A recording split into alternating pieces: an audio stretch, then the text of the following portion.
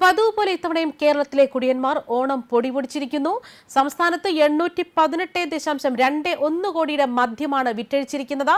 അതായത് കഴിഞ്ഞ ഓണക്കാലത്ത് 809.25 കോടിയുടെ മദ്യമായിരുന്നു വിറ്റഴിച്ചതെന്നാൽ ഈ നാലാം ഓണത്തിന്റെ വിറ്റുവരവ് കണക്കുകൾ പുറത്തു വന്നതോടെയാണ് കേരളം പോലും റെക്കോർഡ് മദ്യവിൽപ്പന എന്നുള്ള വിവരങ്ങൾ പുറത്തുവരുന്നത്.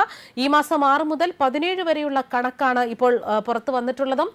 കഴിഞ്ഞ ദിവസം തിരുവോണത്തിന് തൊട്ട് മുമ്പുള്ള 9 ദിവസത്തെ കണക്കുകൾ പുറത്തു വന്നപ്പോൾ മുൻ വർഷത്തെ അപേക്ഷിച്ച് മദ്യവിൽപ്പനയിൽ 14 കോടിയുടെ കുറവ് രേഖപ്പെടുത്തിയിരുന്നു. അതായത് 701 കോടിയുടെ മദ്യമാണ് ആ ദിവസങ്ങളിൽ വിറ്റഴിച്ചിരുന്നത്.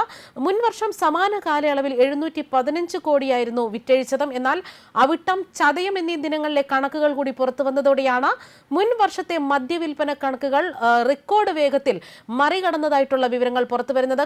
അതായത് കഴിഞ്ഞ വർഷത്തെ അപേക്ഷിച്ച് ഇത്തവണ 9 കോടിയുടെ വർധനവാണ് മദ്യവിൽപ്പനയിൽ ഉണ്ടായിരിക്കുന്നത്. തിരുവോണത്തിന് അവധിയായിരുന്നു എങ്കിലും തിരുവോണം കഴിഞ്ഞുള്ള ദിവസമായ അവിട്ടത്തിനുണ്ടായ റെക്കോർഡ് മദ്യവിൽപ്പനയാണ് ഇപ്പോൾ മൊത്തത്തിൽ പ്രതിഫലിച്ചിരിക്കുന്നത്. ഇക്കഴിഞ്ഞ ക്രിസ്മസ് മദ്യവിൽപ്പനയിലും വെബ്കോയ്ക്ക് റെക്കോർഡ് മദ്യവിൽപ്പന തന്നെയായിരുന്നു ഉണ്ടായിരുന്നത്. 3 ദിവസം കൊണ്ട് 154.77 ലക്ഷം രൂപയുടെ മദ്യമാണ് വിറ്റിരുന്നത്.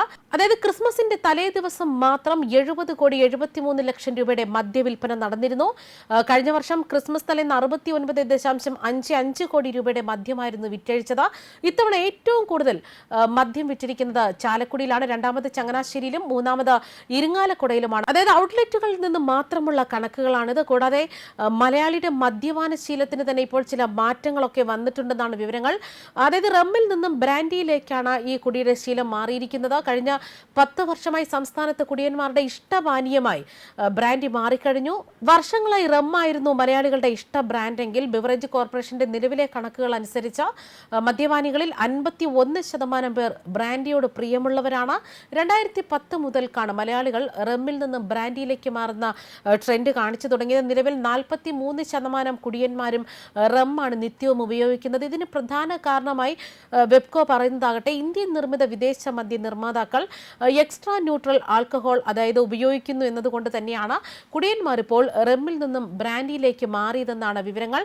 അതായത് നിലവിൽ അടിക്കടി ഉണ്ടാകുന്ന വില വ്യത്യാസം കാരണം വില കുറഞ്ഞ ബ്രാൻഡിയും നിർമ്മാതാക്കൾ ഇപ്പോൾ ധാരാളമായി ഉൽപ്പാദിപ്പിക്കുകയാണ്.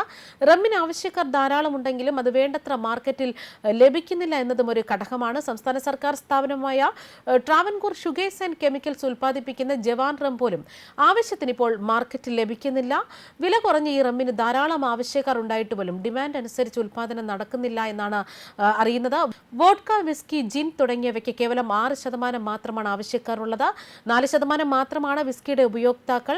വിസ്കിയുടെ വിപണനത്തിലും വലിയ തോതിലുള്ള കുറവുകൾ ഉണ്ടായിട്ടുണ്ട്. കേരളത്തിൽ ഒരു കാലത്ത് 16% പേർ വിസ്കി ഉപയോഗിക്കുന്നവരായിരുന്നു. എന്നാൽ ഈ നിരക്കിൽ കുത്തനെ ഇടിവ് വന്നിരിക്കുകയാണ്. ഇതിന് കാരണമാകട്ടെ മലയാളിയുടെ മദ്യപാന ശീലത്തിനുണ്ടായ മാറ്റങ്ങളും സാമ്പത്തിക അന്തരങ്ങളുമാണ്. അത് മാത്രമല്ല കുടിയന്മാർ സർക്കാരിന്റെ ഖജനാവിലേക്ക് നല്ലൊരു തുക മനസ്സറിഞ്ഞ് കുടിച്ചു നൽകുന്നത് കൊണ്ട് തന്നെ സമ്പൂർണ്ണ മദ്യനിരോധനം പോലും നടപ്പാക്കി ഇതിനൊരു അറുതി വരുത്താൻ ഒരു ഭരണകൂടവും തയ്യാറാകുന്നില്ല എന്നത് സ്പഷ്ടമായ കാര്യമാണ്. അതായത് മലയാളികളെ കുടിപ്പിച്ച് കിടത്തി ഖജനാവ് നിറയ്ക്കുകയാണ് പിണറായി സർക്കാർ. കൂടാതെ ഖജനാവ് നിറയ്ക്കാൻ സർക്കാരിന്റെ പ്രധാന വരുമാന മാർഗങ്ങളാണ് മദ്യവും ലോട്ടറിയും. എപ്പോഴൊക്കെ ഖജനാവിലേക്കുള്ള വരുമാനം കൂട്ടണമെന്ന് സർക്കാരിന് തോന്നുന്നുവോ അപ്പോൾ ചെയ്യുന്ന 2 ഏർപ്പാടുകളാണ് മദ്യത്തിനും ലോട്ടറിക്കും വില കൂട്ടുക എന്നത്. ഈ 2 തരം ലഹരിയോടും താല്പര്യമുള്ള ജനങ്ങളെയാണ് സർക്കാർ പിഴിഞ്ഞെടുക്കുന്നത്. ന്യൂസ് ഡെസ്ക് കർമ്മ ന്യൂസ്.